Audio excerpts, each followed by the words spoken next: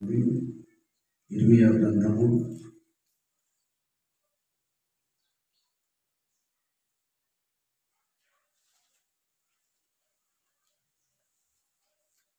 5 వచనాలు మనం చదువుకుందాం.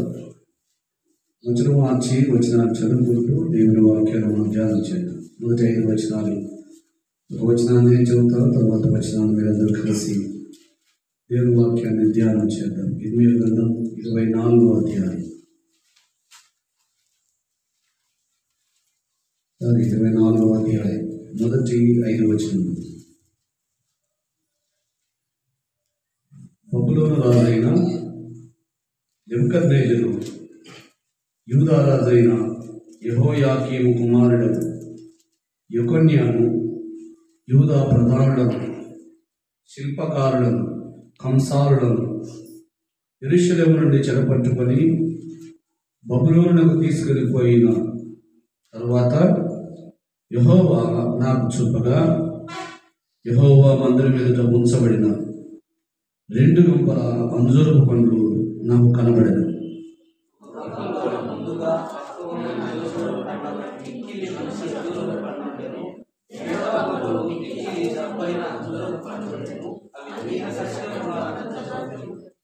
యెహోవా, ఇర్మియా నీకేం కనబడుచున్నదని నన్ను అడుగుగా, నేను అంజూరపు పండ్లు కనబడుచున్నవి, మంచివి మిక్కిలి మంచివిగాను, జబ్బువి మిక్కిలి జబ్బువిగాను, తినశక్యము కాకుండా జబ్బువిగాను కనిపించుచున్నదని కనబడుచున్నవంటిది.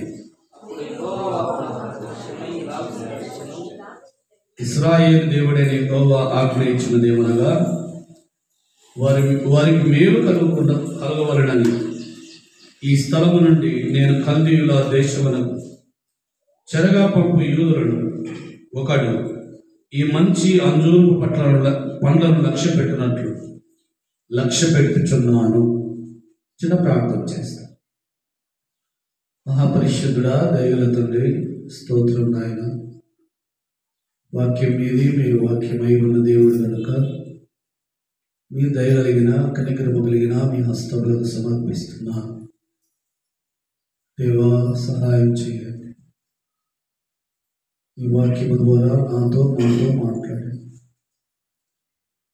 మీ హృదయ లోతుల్లోనికి మేము మీ వాక్యం ద్వారా వెళ్తుండగా మీ వాక్యం అంతమ విధంగా నాతో మాట్లాడండి. బోధకులకు బోధకుడును వాక్యమై ఉన్న యేసు ప్రభువు శ్రేష్ఠ నామమున ప్రార్థించి బోధించుకొనుచున్నాము తండ్రి, ఆమేన్. పరిశుద్ధమైన దేవుని వాక్యాన్ని మనం చదువుకుందాం. ఈ చదువుకున్నటువంటి వాక్య భాగంలో ఇర్మియా ఒక దేవ దర్శనాన్ని చూస్తా ఉన్నాడు. ఏం దర్శనం అయ్యా అదంటే, దేవుని మందిరం ఎదుట 2 అంజూరపు పండ్ల గంపలు ఉన్నాయి. ఎన్ని గంపలు ఉన్నాయి? 2 అంజూరపు పండ్ల గంపలు ఉన్నాయి. ఒక గంపలో ముందుగా పండినటువంటి, నిగనిగలాడుతున్నటువంటి చాలా శ్రేష్టమైన పండ్లుగా ఒక గంపలో చాలా మంచి పండ్లు కనబడుతూ ఉన్నాయి. 2వ గంపలో తినశక్యము కానంత జబ్బు పండ్లు 2వ గంపలో ఇర్మియాకు కనబడుతూ ఉన్నాయి. ఎన్ని పండ్ల గంపలు? 2 పండ్ల గంపలు. ఒక గంప ఎలాగుంది? మిక్కిలి శ్రేష్టమైనవి, చాలా మంచి పండ్లు కనబడతాం. 2వ గంపలో ఏం కనబడుతున్నాయంట? మిక్కిలి జబ్బువి, తినశక్యము కానంత అధ్వానంగా ఆ పండ్లు ఉన్నాయి. ఆ పండ్ల గంప ఇర్మియాకు కనబడుతుండగా దేవుడైన యెహోవా ఇలాగున ఇర్మియాతో మాట్లాడు. ఇర్మియా, నీకేమి కనబడుచున్నదనగా, ఆయన, అయ్యా, నాకు 2 పండ్ల గంపలు కనబడుతూ ఉన్నాయి. ఆ పండ్ల గంపలలో మొదటి పండ్ల గంపలో మిక్కిలి శ్రేష్టమైన అంజూరపు పండ్లు ఉన్నాయి. 2వ గంపలో మిక్కిలి జబ్బైనటువంటి తినశక్యము కాని అంజూరపు పండ్లు ఉన్నాయని ఇర్మియా దేవుడైన యెహోవాకు సమాధానం ఇచ్చాడు. ఏంటయ్యా ఈ యొక్క దర్శన భావం అని ఇర్మియా దేవుని ఎదుట కనిపెట్టుబడుచుండగా ఆయన 5వ వచనంలో ఒక మాట సెలవిస్తా ఉన్నాడు. అదొక మాట మళ్ళీ ఒకసారి చూద్దాం. ఇశ్రాయేలు దేవుడైన యెహోవా ఆజ్ఞయించినదేమనగా, వారికి మేలు కలగవలెనని ఈ స్థలము నుండి నేను కల్దీయుల దేశమును చెరగా పంపు యూదులను ఒకడు ఈ మంచి అంజూరపు పట్లను లక్ష్య పెట్టునట్లు నేను లక్ష్య పెట్టుచున్నాను. ఎవరిని లక్ష్య పెడుతున్నాడంటే ఆయన ఇశ్రాయేలు అను తన జనమును, యూదా అను తన పవిత్ర జనమును ఆయన ఈ మంచి శ్రేష్టమైన మిక్కిలి శ్రేష్టమైన పండ్ల గంపల యందు అందరి లక్ష్యము అందరి కళ్ళు ఎలా ఉంటాయో ఇశ్రాయేలు వారి మీద నేను లక్ష్యం ఉంచుచున్నాను, వారి యందు దృష్టి ఉంచుచున్నాను, వారి యందు నేను దయచూపాలని నేను ఆశపడుతూ ఉన్నాను అని. 6వ వచనం కూడా చదవండి. వారికి మేలు కలుగునట్లు వారి మీద దృష్టించుచు ఈ దేశమును వారిని మరలా తీసుకొని వచ్చి పడగొట్టగా వారిని కట్టెదను, పెళ్ళగింపగా వారిని నాటెదను.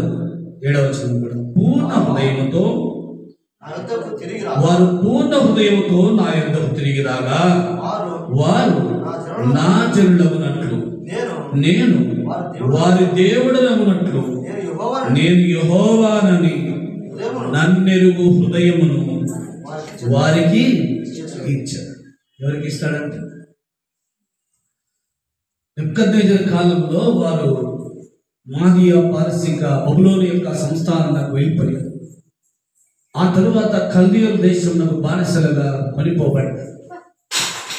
వారిని చాలా విధాలుగా ఆయన శ్రమ పెట్టాడు, నాకు తెలిసిన విషయాలు. అందుకు దేవుడని యెహోవా ఏమంటున్నాడంటే, ఈ మంచి గంపలోని మిక్కిలి శ్రేష్టమైన పండ్ల యందు అనేకుల దృష్టి ఉండినట్లుగా ఇశ్రాయేలు అను ఈ ప్రజల మీద నా దృష్టి ఉందయ్యా, నేను దృష్టించుచున్నాను. వారికి మేలు కలుగునట్లుగా వారి బానిసత్వపు సంఖ్యల నుండి వారిని విడిపించి, వారిని రక్షించి, వారిని తిరిగి ఈ దేశమునకు రప్పించి, నేను దేవుడనని, నేను వారి దేవుడనని, వారు నా ప్రజలని వారు తెలుసుకున్నట్లుగా వారికి నన్ను తెలుసుకునే, నన్ను గ్రహించే, నేను దేవుడనని గ్రహించేటువంటి హృదయాన్ని నేను వారికి ఇస్తాను అని ఆయన వాగ్దానం చేస్తాం. ఇప్పుడు మనము ఓ పండ్ల మార్కెట్కి వెళ్ళామనుకోండి. పండ్ల మార్కెట్కి వెళ్ళినప్పుడు కొన్ని పండ్లు ముడతలు వచ్చి చాలా ఎక్కువ కుళ్ళిన పండ్లు ఆ గంపలో ఉన్నాయి. రెండవ గంపలో ఈ దినమునే వచ్చినటువంటి తాజా పండ్లు ఉన్నాయి. మన దృష్టి వేటి వైపు పోతుంది? తాజా పండ్ల వైపే వెళ్తారు. ఎవరి దృష్టి అయినా సరే తాజా పండ్ల వైపే వెళ్తారు. తాజా పండ్లు 100 రూపాయలు అన్నాడు. కొల్లిన మగ్గినటువంటి పండు 50 రూపాయలు అన్నాడు. ఏ పండు కొంటాం? తాజా పండ్లే కొంటాం. 100 రూపాయలైనా కూడా తాజా పండ్లే కొంటాం. ఎందుకంటే అవి నీ దృష్టికి చాలా ఇంపుగా, నీ దృష్టికి అవి నీ దేహానికి కావలసిన ఆరోగ్యమునకు ఇచ్చేవి కాదు, నీకు కావలసిన శక్తిని ఇచ్చేవి కాదు, నీకు కావలసిన బలమునిచ్చేవి కాదు. అవి ఉన్నాయి కనుక మనం 100 రూపాయలైనా కూడా వాటిని తీసుకుంటాం. అలాగనే దేవుని దృష్టి కూడా తన ప్రజలకు ఇశ్రాయేలు మీద ఇలా ఉందంట. ఆయన నిగదగలాడి శ్రేష్టమైన అంజూరపు పండ్ల యందు దృష్టి ఎలాగో అనేకుల దృష్టి పడుతుందో, అలాగనే నా ప్రజలకు ఇశ్రాయేలు మీద వారు బబులోను సంస్థానకు దాసులుగా కొనిపోబడ్డారు, కల్దీయులకు అమ్మబడ్డారు. వారిని తిరిగి ఈ దేశమునకు నడిపించి వారిని స్థిరపరిచి వారికి మేలు కలుగునట్లుగా వారు నాకు ప్రజలని, నేను వారికి దేవుడినని వారు తెలుసుకున్నట్లుగా వారి హృదయమును నేను ఏం చేయబోతున్నాడంట? తెరవబోతా ఉన్నాడు, మార్పు చేయబోతా ఉన్నాడు.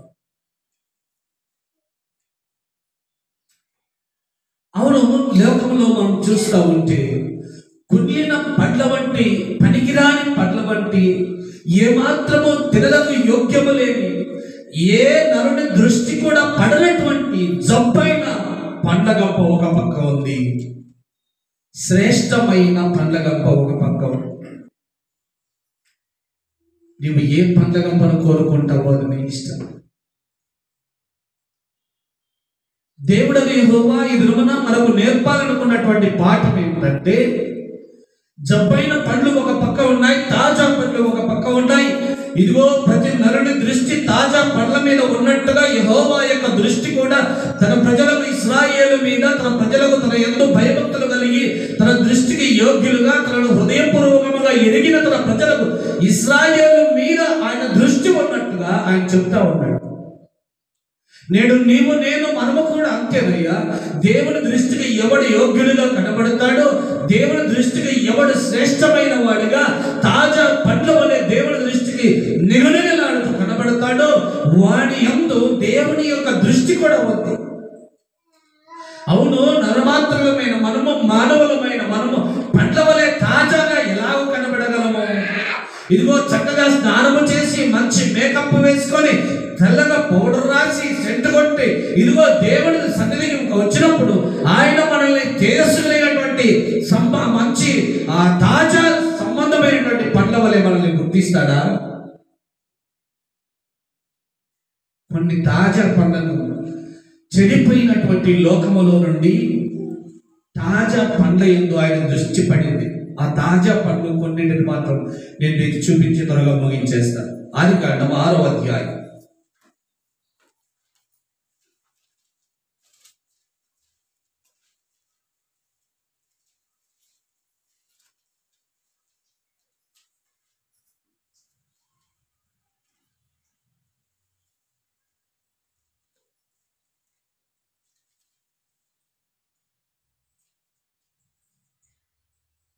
ఎనిమిది 9 వచ్చిన 6వ అధ్యాయం 8-9 వచ్చిన.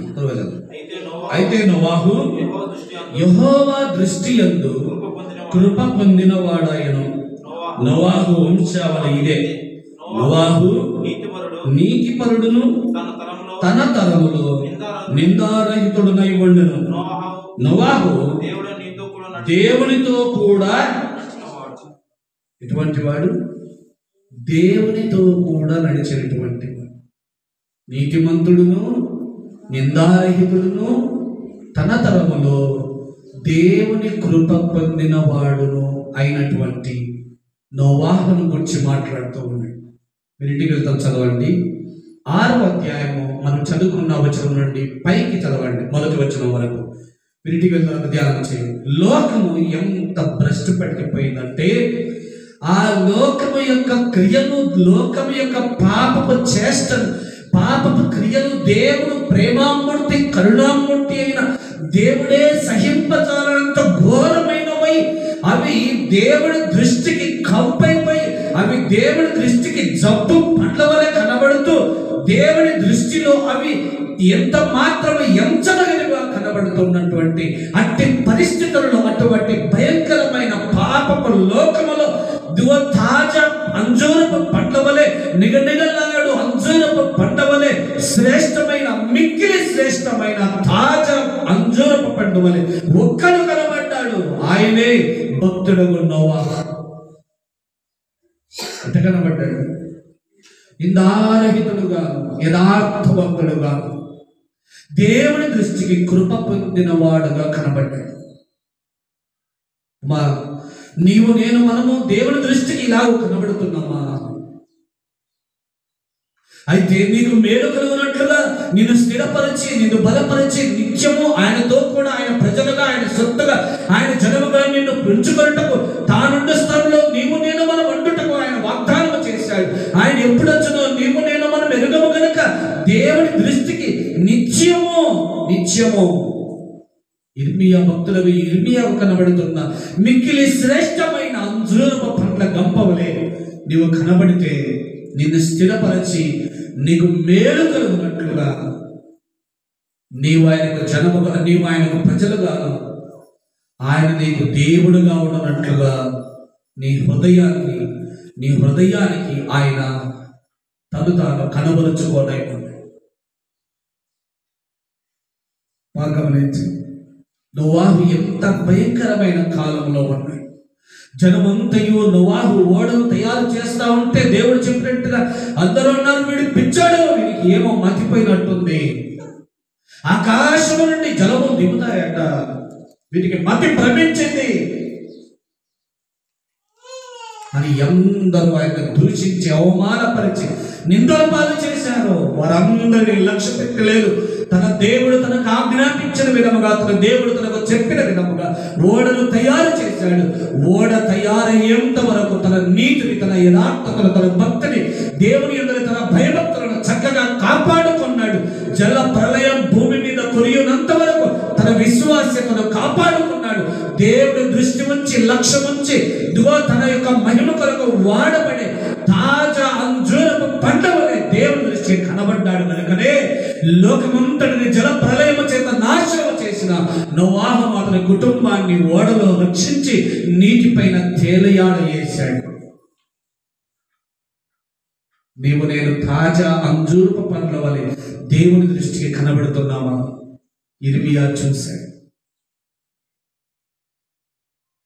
ఇదిగో ఇర్మియా, ఇశ్రాయేలు అను నా జనమును నేను వారికి దేవుడుగా ఉన్నట్లుగా, నాకు వారు ప్రజలుగా ఉన్నట్లుగా వారు హృదయం తెరిచి నిత్యము ఇక మీరట వారు నాకు దూరంగా ఉండకుండా వారి ఎదురు దృష్టించుతున్నాను. దేవుని దృష్టి నీ మీద, నా మీద ఉండగా నీవు నేను మనం ఎలా ఉన్నామా? మన నీతిని, మన యథార్థతను, మన భక్తిని, మన విశ్వాస్యతను కాపాడుకునే వారముగా ఉన్నామా? లేదా లోకంలో ఉన్న వాటి కొరకు విడిచిపెట్టే వారముగా ఉన్నాం? దేవునితో నడిచాడు నోవాహు. ఇద్దరు వ్యక్తులను గురించి మాత్రమే బైబిల్ గ్రంథంలో దేవునితో నడిచారని రాయబడి. ఇంకో వ్యక్తి ఎవరు? హనోకు. దేవునితో నడిచాడు. ఆయన ఆలోచన ప్రకారం, ఆయన యొక్క ఉద్దేశ ప్రకారం, ఆయన చిత్త ప్రకారం వారు జీవించారు. వారు దేవునితో నడిచారు అని రాయబడింది. మరి నేను నడుస్తున్నావా? దేవుని ఉద్దేశ ప్రకారం, దేవుని చిత్త ప్రకారం, ఆయన ఆజ్ఞానుసారంగా జీవిస్తున్నావా?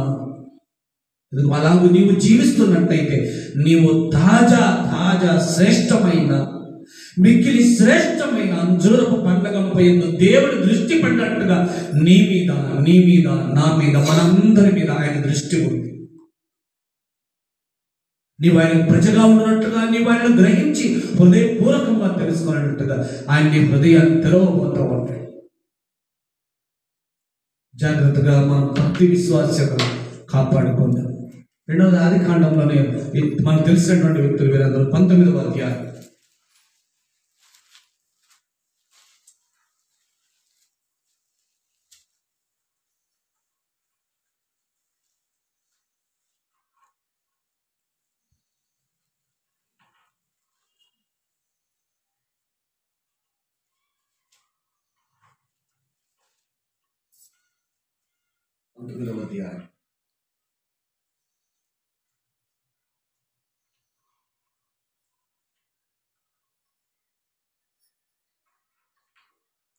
అధ్యాయము లోతును అతని ఇంటి వారిని దేవుడు రక్షించినటువంటి విధానాన్ని మనం జ్ఞాపకం చేసుకుంటున్నాం. ఇక్కడ 13వ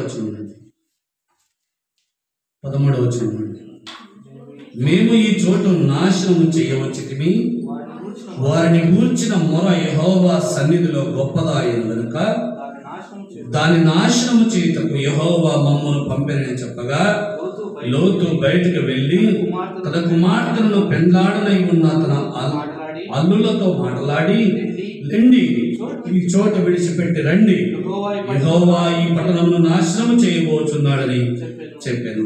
అయితే అతడు తన అల్లుడు దృష్టికి ఎగతాళి చేయువారి వలెనుండెను.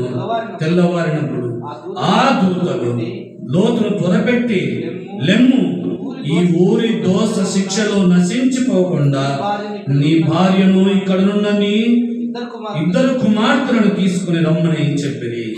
అతడు తనువు చేసెను. అప్పుడు అతని మీద యెహోవా కనికరపడుట వలన ఆ మనుష్యుడు అతని చేతిని, అతని భార్య చేతిని, అతని ఇద్దరు కుమార్తె చేతులను పట్టుకొని వెలుపలికి తీసుకొని వచ్చి ఆ ఊరి బయట నుంచి, ఇదే పట్టణం సొదొమ గొమొర్రా అనేటువంటి పట్టణం. ఈ పట్టణ దుస్థితి ఎంత భయంకరంగా ఉందంట మనం చదువుకున్నాం. యెహోవా చూడనొల్లనిదైపోయి అంత భయంకరమైన పాపాత్ములైపోయారు. అంత భయంకరముగా దేవుడు దృష్టించి చూడలేనంత భయంకరమైనటువంటి పాపాన్ని వారు జరిగిస్తాం. అటువంటి పాపపు పట్టణాన్ని దేవుడు సహింపజాలనటువంటి ఆ పాపపు పట్టణాన్ని దేవుడు నశింపజేయవలని చూడగా ఆయన దృష్టి ఒకని మీద పడింది. ఆయనే భక్తుడగు లోతు. లోతును తీసుకొచ్చారు బయటికి. అతడు తడుము చేయగా యెహోవా అతని మీద ఏమడ్డాడంట? కనికరపడ్డాడు. ఆయన భక్తిహీనులతో పాటు భక్తిపరులను నాశనం చేయువాడు కాదు. ఆయన దుర్నీతి పరులతో పాటు నీతిమంతులను నాశనం చేయువాడు కాడు. ఆయన దృష్టి ఇదిగో ఎవని ఆయనకొని బ్రతుకుతా ఉందో ఎవడి దృష్టి, ఆయన దృష్టి ఎవడు నీతిమంతుడో, ఎవడు పరిశుద్ధుడో, ఎవడు యథార్థవంతుడో, ఎవడు భక్తిపరుడై ఉన్నాడో ఆయన దృష్టించి చూస్తూ ఉన్నాడు. ఆయన దృష్టికి ఇంపుగా కడిమడినటువంటి వాని యందు ఆయన లక్ష్యం ఉంచి వారి ఆపద నుండి వారికి మేలు కలుగునట్లుగా, వారి యొక్క ఆపదల నుండి, వారి కష్టముల నుండి, వారి బాధల నుండి వారిని బయటకు తీసుకొని వస్తూ ఉన్నాడు. యెహోవా దేవుడు దృష్టించితే ఏమైతుందిలేయా, లోకంలో వచ్చేటువంటి వస్తా ఉన్నాయి కదా అని అనుకుంటూ ఉంటారు చాలా. ఆయన దృష్టి ఉంచకపోతే ఏ క్షణమున ఏం జరుగుతుందో నీకు తెలియదు, మనకు తెలియదు. నేను సజీవ లెక్కలో ఉన్నామంటే అది దేవుని కృప. ఎందరో ఇది మనం చూడలేక కూడా, మాట మాత్రమైన మాట్లాడలేకుండా కూడా ఈ దాన్ని లోకాన్ని విడిచిపెట్టి వెళ్ళిన వారు ఎందరో.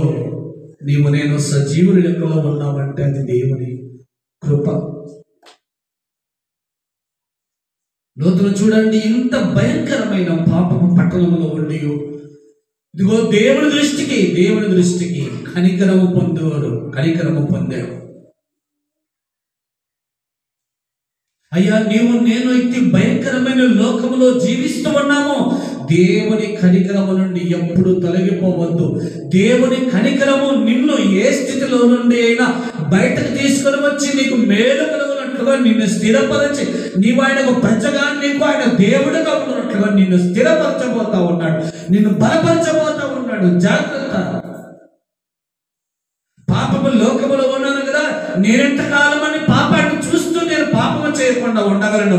ఆ లోకమంతా నాకు నడుస్తా ఉంటే నేను ఒక్కనే నాకు చేస్తూ ఏం చేయగలనని నీవు అనుకోవద్దు. లోకమంతా పాపములో బ్రతికిన నోవాహు నీతిమంతుడుగా, యథార్థవంతుడుగా కనబడ్డాడు. సృష్టి యావత్తును పునరుత్పత్తి చేశాడు నోవాహు కొరకు దేవుడు. సొదొమ గొమొర్రా అనే పాపపు పట్టణములో నుండి నీతిమంతుడైన ఒక్క లోతును కనికరించి ఆ దుర్నీతిమంతులతో పాటు పాపాత్ములతో పాటు వారిని నశింపజేయుట దేవునికి ఇష్టం లేక తన దృష్టి వచ్చి లోకమంతటికి వచ్చినటువంటి సొదొమ గొమొర్రా పట్టణం మీదంతటికి వచ్చినటువంటి శ్రమ నుండి లోతును, అతని కుటుంబాన్ని దేవుడు రక్షించాడు. వాడి యందు దృష్టి వచ్చి,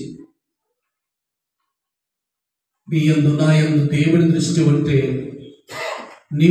మనము కూడా ఇలా రక్షింపబడవచ్చు. ఇర్మియాతో దేవుడు అన్నాడు, ఇర్మియా ఏం కనబడుతున్నారగా, అయ్యా మిక్కిలి శ్రేష్టమైన అంజూరపు పండ్ల పుట్ట ఒకటి కనబడుతూ ఉంది. మిక్కిలి జబ్బైన తినశక్యము కానటువంటి అంజూరపు పండ్ల పుట్ట కనబడతా ఉంది. దేవుడి దృష్టికి శ్రేష్టమైన ఆ అంజూరపు పండ్ల పుట్ట వలె నీవు కనబడుతున్నట్టయితే దేవుడు వాగ్దానం చేశాడు ఇశ్రాయేలుతో, వారికి మేలు కలిగినట్లుగా కల్దీయుల దేశంలో నుండి వారిని బయటకు తీసుకుని వచ్చి ఈ దేశమందు వారిని స్థిరపరిచి, వారిని బలపరిచి, వారికి మేలు కలిగినట్లుగా, వారు నాకు ప్రజలను, నేను వారికి దేవుడనే ఉన్నట్లుగా నన్ను తెలుసుకునే హృదయాన్ని నేను వారికి ఇస్తాను. నన్ను తెలుసుకునే హృదయాన్ని ఇస్తాను. ఇంకా ఇలా చెప్పుకొని పోతే చాలా మంది ఉన్నారు బైబిల్లో. కాబట్టి దేవుడి దృష్టికి నీవు నేను ఇలా కనబడుతున్నాము. మనల్ని మనము ఒకసారి పరిశీలన చేసుకుందాం. అంజూరపు పండ్ల బుట్ట తాజాగా కనబడింది. అనేకుల దృష్టి ఆకర్షించినట్టుగా దేవుడి దృష్టి కూడా తన యందు భయభక్తులకి, ఆయన త్రోవల యందు, ఆయన మార్గముల యందు నడుచు వారందరి మీద ఆయన దృష్టి ఉంది. ఆయన దృష్టి ఉంటే ఏం లాభం అనుకుంటున్నాను? లోకమంతటికి రాబో శ్రమ కాలంలో అది నిన్ను తప్పిస్తుంది.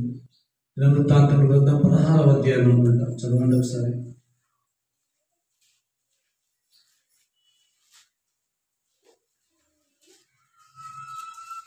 వృత్తాంతముల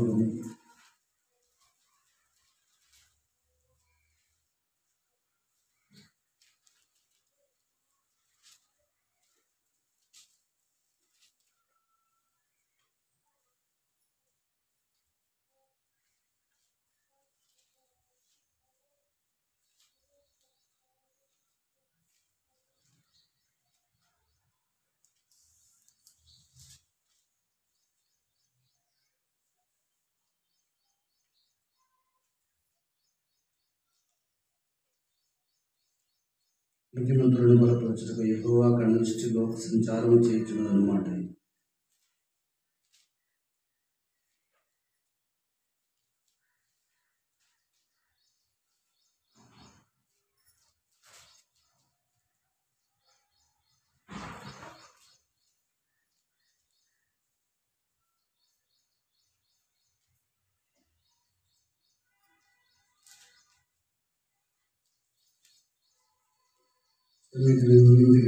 ధ్యానం చేయండి. ఆ మాట వృత్తాంతములలో మాట ఉంటుంది. యెహోవా కనుదృష్టి నీతిమంతులను బలపరచుటకు యెహోవా కనుదృష్టి లోక సంచారము చేయుచున్నది అని ఉంటుంది. యథార్థవంతులను బలపరచుటకు యెహోవా కనుదృష్టి లోక సంచారము చేయుచున్నది అని ఉంటుంది. గమనించండి. మీరు ఇంటికి వెళ్ళిన తర్వాత కూడా ఆ విషయాన్ని ధ్యానం చేయండి. వృత్తాంత గ్రంథంలోనే ఆ మాట ఉంది. మీరు దయవుంచి ఆ విషయాన్ని జ్ఞాపకం చేసుకుని యథార్థవంతులను బలపరచుటకు యెహోవా కనుదృష్టి ఏం చేస్తా ఉందంట? లోక సంచారం చేస్తుంది. నీవు నేను యథార్థవంతుడుగా, నీతిమంతుడుగా, పరిశుద్ధులు, దేవుని యందు భయభక్తులు గల వాడుగా బ్రతుకుతూ ఉన్నట్టయితే దేవుని దృష్టి నీ మీద, నా మీద ఉంది. దేవుని దృష్టి నీకు మేలు చేసేదిగా ఉంది. దేవుని దృష్టి నిన్ను బలపరిచేదిగా ఉంది. దేవుని దృష్టి నిన్ను దేవుని ప్రజలుగా ఆయన తెలుసుకునే శ్రేష్టమైన హృదయాన్ని నీకు ఇచ్చేదిగా ఉంది. 2 వృత్తాంతములు 16వ అధ్యాయం 16 చదవండి. తన ఎడల యథార్థ హృదయము గల వారిని బలపరచుటకై యెహోవా కనుదృష్టి లోకమందంతటను సంచారము. ఇక్కడ ఎవరిని బలపరచుటకు? యథార్థవంతులను బలపరచుటకు. లోతు దేవుని దృష్టికి కనికరం పొందాడు, యథార్థముగా ఉన్నాడు.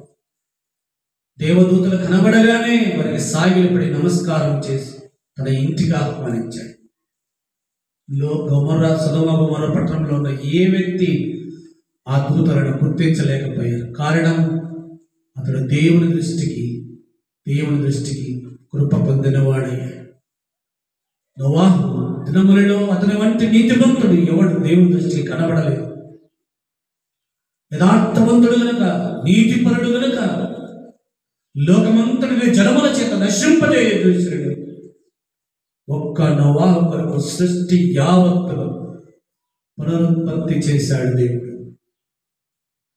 నీ కొరకు, నా కొరకు కూడా ఆయన పునరుత్పత్తి చేసేంతగా నీ దేవుని దృష్టిని నీవు ఆకర్షించాలంటే ఎట్లా కనబడాలి? శ్రేష్టమైన అంజూరపు పండ్ల గంప వలె నీవు కనబడాలి. ఆ శ్రేష్టమైన అంజూరపు పండ్ల గంపలో నీవు ఉండాలి. నిగనిగలాడని, జబ్బైన, మిక్కిలి తినశక్యము కాని పండ్ల బుట్టలో నీవు ఉంటే ఏం చేయబడుతుంది? అవి వెలుపల పారవేయబడి జనుల చేత త్రొక్కబడటకు విడవబడతాయి. అయ్యా, నీవు నేను ఎక్కడున్నాను, ఏ గంపలో ఉన్నామో, ఏ గంపలో ఉన్నామో మనల్ని మనం చూసుకోండి. మిక్కిలి శ్రేష్టమైన అంజూరపు పండు వంటి వాడవా? ఆ పుట్టలో ఉన్నామా? ఆ గంపలో ఉన్నామా?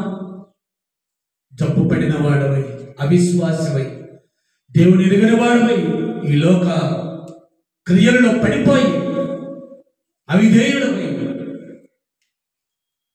దుర్మార్గుడవై, నీ దుర్నీతిపరుడవై, దేవుని దృష్టికి హేయమైన తినశక్యము కాని అంజూరపు పండ్ల గంపలో నీవు ఉన్నావా? ఏ గంపలో మనం ఉన్నామో ఒకసారి పరిశీలన చేసుకొని మన ప్రభు వైపు చూద్దాం. ఆయన మనల్ని మనకు మేలు కలుగునట్లుగా మన యందు దృష్టి వచ్చేవాడు. దేవుడి కొద్ది మాటలు మన నిమిత్తమై దీవించును గాక.